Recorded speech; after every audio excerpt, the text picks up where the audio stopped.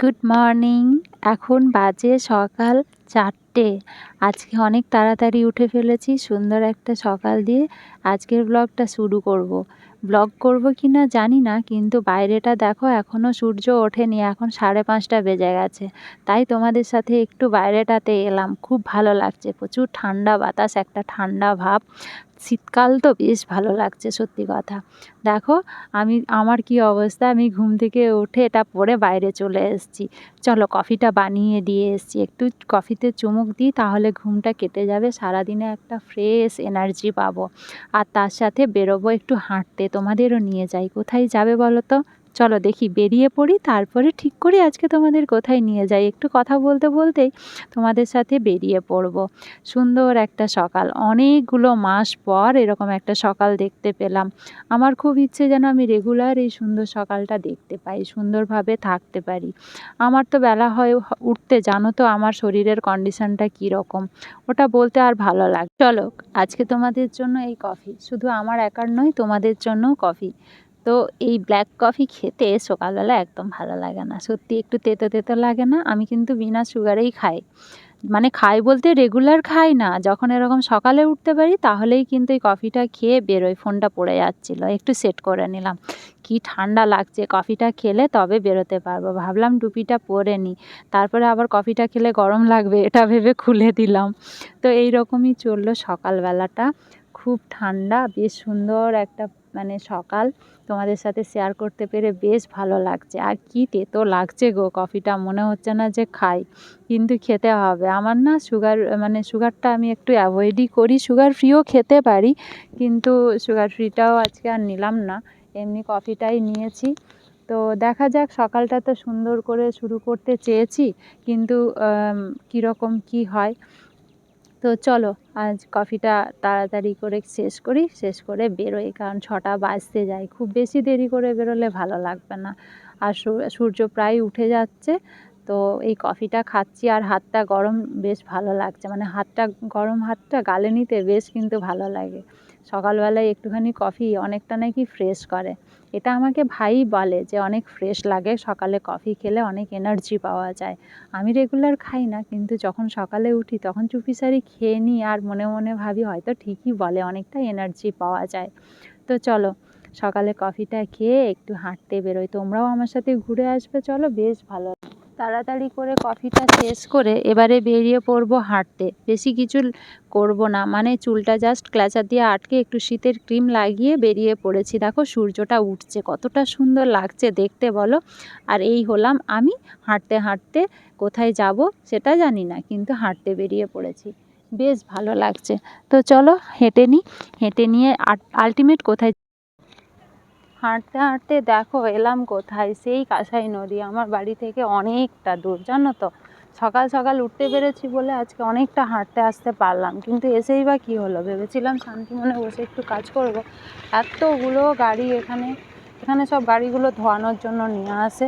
এই দিকটা তবু অনেকটা সুন্দর রয়েছে, আর এই দিকে দেখো ওখানে বাস দাঁড়িয়ে রয়েছে, এদিকটাতে প্রচুর গাড়ি আছে, ওই দিকটাতে অনেকগুলোই রয়েছে। তো সম্ভব নয়, দেখা যাক কতটা, দেখো কতটা সুন্দর, কত জল এখানটাতে।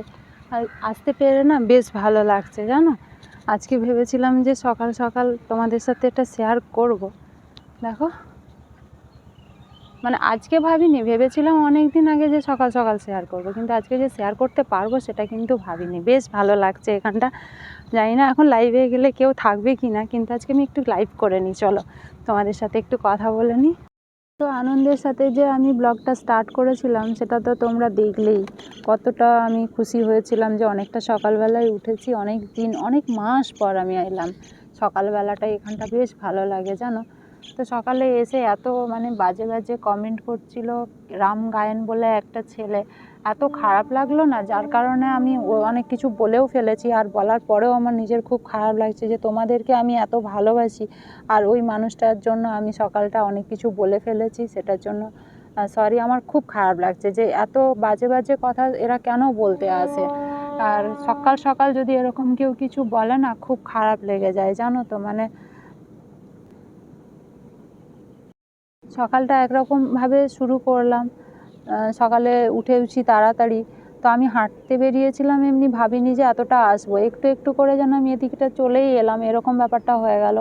এলাম যখন, তখন ভাবলাম যে একটু লাইভটা স্টার্ট করি। আর লাইভটা স্টার্ট করার পরেই ভালোভাবেই শুরু করেছিলাম একটা হাসি খুশি নিয়ে, আর তারপরে বাজে বাজে কমেন্টগুলো করে যেন সারাটা দিন খারাপ করে দেয় এরা। ভালো লাগে না।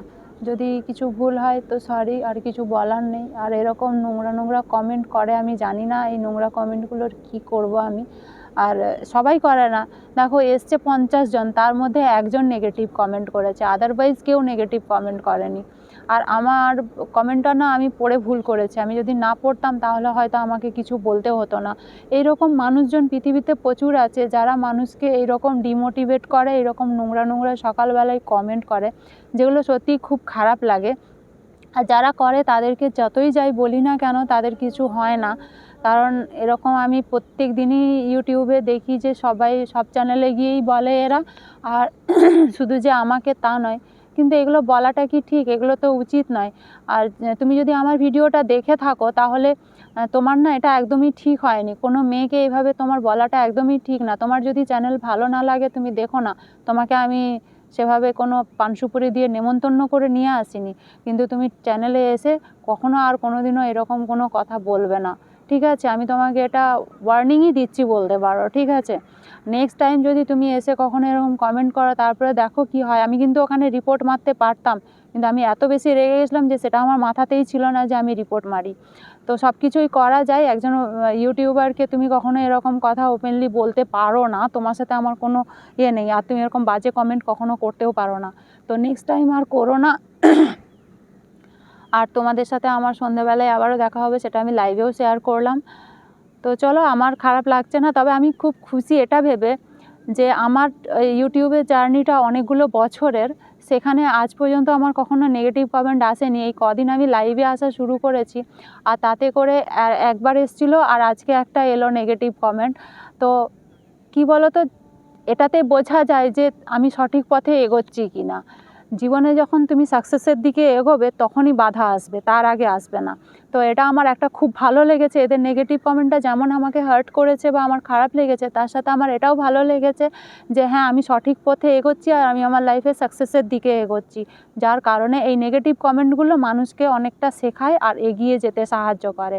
যারা বেকার, যাদের কোনো কিছু কর্মক্ষমতা নেই, কিছু নেই, লাইফটা একদম শেষ হয়ে গেছে, তারাই একমাত্র এইসব নেগেটিভ কমেন্ট করতে আসে। আদারওয়াইজ কিন্তু কেউ নেগেটিভ কমেন্ট করতে আসে না। আর যারা এরকম নোংরা চারিদিকে ছড়িয়ে বেড়াচ্ছে তাদেরকে তো আটকানো যায় না, কারণ আমি দেখেছি চারিদিকে এই যে কুকুরগুলো ঘোরাঘুরি করে, তারা দেখবে ডাস্টবিনের সব নোংরাকে না মুখে করে নিয়ে গিয়ে এদিক সেদিক ফেলে। আমরা তাদেরকে যতই মারধর করি বা তারাই না কেন, সেই তাদের ওটা চারিত্রিক বৈশিষ্ট্য, তারা কিন্তু সেটা করবেই। আর এই মানুষগুলো কাজ এদের এটাই যে চ্যানেল, মানে ওদের পছন্দসই চ্যানেল বা ওদের সাথে যে চ্যানেলগুলো যায় সেগুলোতে কিন্তু ওরা যায় না। দাও, আমি একটা সুন্দর সকাল শুরু করতে চেয়েছি আর সেটাই করেছি। আমার ভালো লেগেছে, সুন্দর একটা প্রকৃতির সাথে অনেকটা টাইম একা একা স্পেন্ড করা, খুব আনন্দ, খুব ভালো লাগা। কত সুন্দর একটা পরিবেশ, যেটা আমি সবসময়ই চেয়ে এসেছি।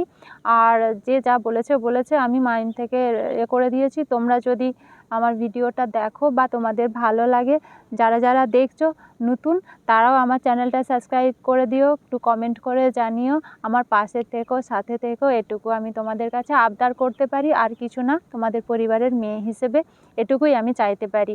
যদি আমাকে তোমাদের ভালো লেগে থাকে, লাইক, কমেন্ট, শেয়ার, সাবস্ক্রাইব করে চ্যানেলটিকে এগিয়ে যেতে সাহায্য করবে। সকালবেলায় দুটো বাজে কথা বলার জন্য অনেক সরি, কারণ আমার এখানে অনেক মা, জেঠিমা, কাকিমা, মাসিমণি, দাদা, দিদি অনেকেই রয়েছেন, ছোট ছোট ভাই বোনেরাও রয়েছেন। আমার উচিত হয়নি এই কথাটা বলা, তো আমি একদম কান ধরে সকালবেলায় ক্ষমা চেয়ে নিচ্ছি। আমার ভুল ত্রুটি ক্ষমা করে দিও সবাই। তোমাদের পরিবারের মেয়ে হিসেবে আমি কথা দিচ্ছি, আজকে থেকে আমি আর কখনো এরকম রেগে গিয়ে দুটো বাজে কথা বলবো না, আর নেগেটিভ কমেন্টগুলো পড়বো না। না পড়লে আর কোনো সমস্যাই হবে না। আমার সত্যি কথা খুব খারাপ লেগেছিল বলেই আমি এইভাবে বলেছি, আদারওয়াইজ আমি বলতাম না।